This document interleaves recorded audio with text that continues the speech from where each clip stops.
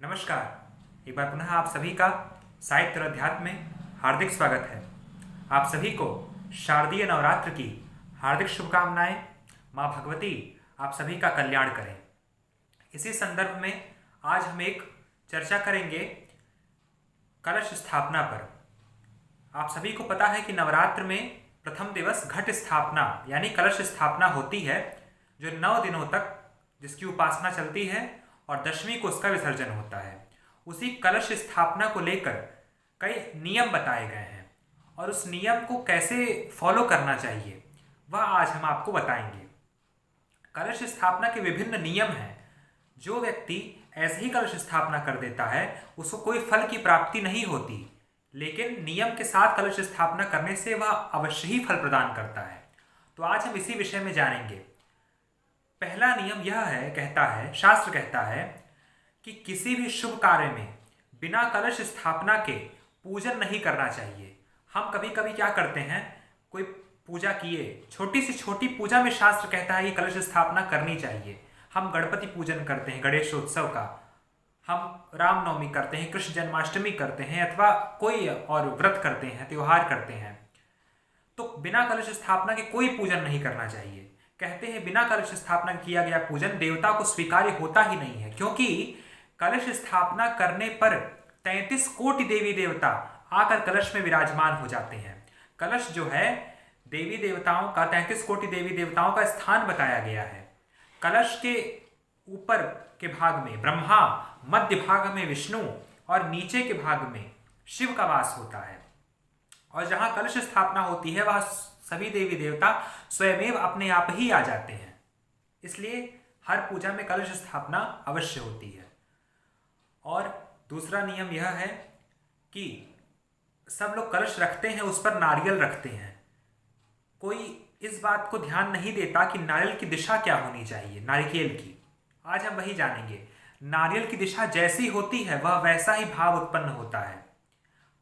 कहा जाता है नारियल का जो आगे का भाग होता है, जटा वाला भाग, वह कभी भी देवता की तरफ, ऊपर की तरफ और नीचे की तरफ नहीं होना चाहिए। हमेशा नारियल की दिशा साधक की तरफ होती है, हमारे मुख की तरफ होती है। कहते हैं यदि नारियल ऊपर की तरफ रखा गया हो तो वह शत्रु उत्पन्न करने वाला होता है, नीचे की तरफ रखा गया हो तो वह वित्त का नाश करने वाला होता है, और यदि वह देवताओं की तरफ रखा गया हो, मूर्ति की तरफ, तो वह श्री की हानि करता है।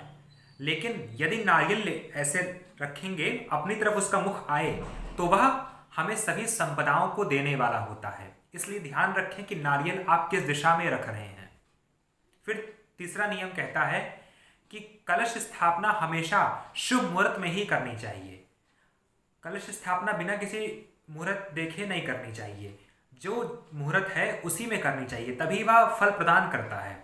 कलश स्थापना हमेशा अच्छे मुहूर्त में ही की जाती है, क्योंकि वह देवताओं का स्थापन होता है। बिना कलश के कोई देवता अपनी पूजा स्वीकार नहीं करता। कलश को माँ भगवती का रूप माना गया है, जो 9 दिनों तक हमारे गृह में वास करती हैं। हमें नवरात्र के समय कलश को जौ के ऊपर रखना चाहिए, जौ छींट के उसके ऊपर ही कलश। और आप कोई उपासना कर रहे हैं 1 दिन की, 2 दिन की, तो आप चावल रखकर अष्टदल कमल बनाकर आप रख सकते हैं। नवरात्र में आपको जौ का बीज, उसमें जौ बो के उसके बाद ही आपको कलश स्थापना करनी चाहिए। फिर चौथा नियम कहता है कि कलश स्थापना करने पर 5 पल्लव का लगाने का महत्व है। कई लोग कहते हैं 5 पल्लव मतलब 5 आम के पत्ते। गलत। पंच पल्लव का आख्यान आता है। पंच पल्लव मतलब 5 प्रकार के पत्ते, पीपल, गूलर, पाकड़, बरगद और आम, यह 5 प्रकार के पत्तों का उल्लेख मिलता है। यदि यह मिलने में असंभव हो तब आम के पत्ते आप लगा सकते हैं, अशोक के पत्ते लगा सकते हैं। यदि यह ना मिले, वो 5 जो पत्ते हैं वह आम के नहीं, वह 5 प्रकार के पत्तों का उल्लेख शास्त्र कहता है। कभी भी कलश स्थापना आप करें 9 दिन में, नवरात्र में, तो उनकी पूजा आप डेली करें, नियमित रूप से करें। कलश स्थापना एक बार कर दिए और 9 दिन उन्हें छोड़ दिए, शास्त्र कहता है कि कलश की स्थापना पंचोपचार विधि से, 5 प्रकार की विधि, पंचोपचार, षोडशोपचार, कई विधि आती है, तो पंचोपचार विधि से कलश की स्थापना 9 दिनों तक करनी चाहिए, धूप, गंध, अक्षत, दीप, पुष्प, इस सब से डेली। जैसे माँ की पूजा करते हैं वैसे ही आप कलश की पूजा करेंगे। फिर कलश कभी भी बिना मंत्र के स्थापित नहीं करना चाहिए। बिना मंत्र के स्थापित किया गया कलश, देवता उसमें अपना भाग ग्रहण ही नहीं करते हैं। आप कुछ न पता हो आपको, ओम वम वरुणाय नमः कह के स्थापित कर दीजिए, या ओम जलाधिनाथाय नमः कह के स्थापित कर दीजिए, लेकिन बिना मंत्र के आप कलश स्थापना ना कीजिए, यह गलत माना गया है। आशा करता हूँ आपकी नवरात्रि अच्छी जाए, माँ भगवती आपका कल्याण करें, सभी संकटों से आपकी रक्षा करें, और माँ का आशीर्वाद आप सभी पर बना रहे। आशा करता हूँ ये कलश की जानकारी आपको अच्छी लगी होगी। इसे ज़्यादा से ज़्यादा लोगों तक शेयर करें ताकि लोगों को और भी जानकारी प्राप्त हो। आप कलश स्थापना नहीं कर पा रहे हैं, कोई दिक्कत नहीं है, केवल माँ की भगवती की आराधना कीजिए। अगर कर पा रहे हैं तो बहुत उत्तम है। जैसा भाव होता है भगवान भक्त को वैसे ही स्वीकार करते हैं। तो आशा करता हूँ आपको जानकारी अच्छी लगी होगी। तब तक के लिए दीजिए इजाज़त। धन्यवाद। नमस्कार। जय माता दी। शुभ नवरात्रि।